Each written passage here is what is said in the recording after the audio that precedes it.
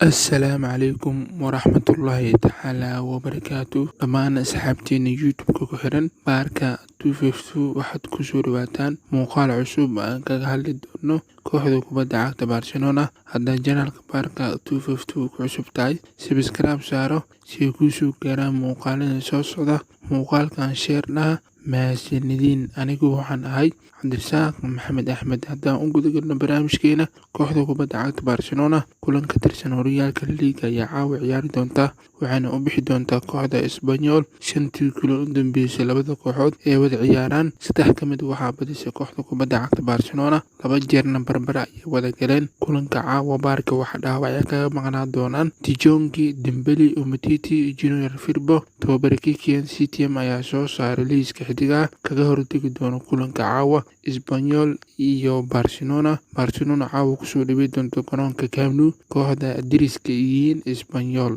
ogeysiiska ciyaarta caawa, kulanka Barcelona vs Espanyol, tartanka horyaalka liiga dalka Spain.